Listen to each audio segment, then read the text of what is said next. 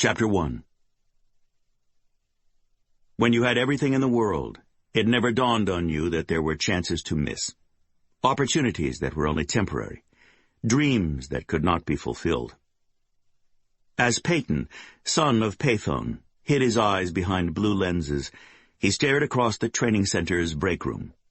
Paradise, blooded daughter of the king's first advisor, Abalone, was sitting 180 on a not-fancy chair, her legs dangling over one arm as her back rested against the other. Her blonde head was down, her eyes reviewing notes on IEDs, improvised explosive devices.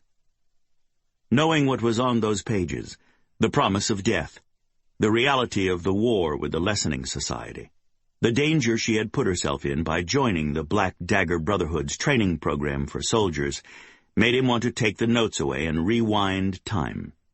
He wanted to return to their old lives, before she had come here to learn how to fight, and before he had learned she was so much more than an aristocratic female with a stellar bloodline and classic beauty. Without the war, though, he doubted they would have ever grown close. That terrible night when the Lessening Society had attacked the houses of the Glymera, slaughtering whole families and legions of servants, had been the catalyst for the two of them to get tight. He had always been a hard partier, running with a fast crowd of rich world-is-my-oyster males who frequented human clubs during the night and stayed home smoking up all day long. But after the attacks, both of their families had decamped to safe houses outside of Caldwell, and he and Paradise had fallen into the habit of calling each other when they couldn't sleep, which had been most of the time. They had spent hours on the phone, talking about nothing and everything, from the serious to the stupid to the silly. He had told her things that he had never shared with anybody.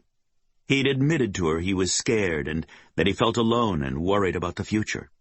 Had said out loud for the first time that he thought he had a drug problem. Had worried about whether or not he could cut it in the real world away from the club scene. And she had been there for him. She was the first female friend he had ever had. Yeah, sure, he had fucked raft loads of the opposite sex, but with Paradise, it hadn't been about getting laid. Although he wanted her. Of course he did. She was incredibly. Admit it. As Paradise spoke up, he snapped to attention, then looked around.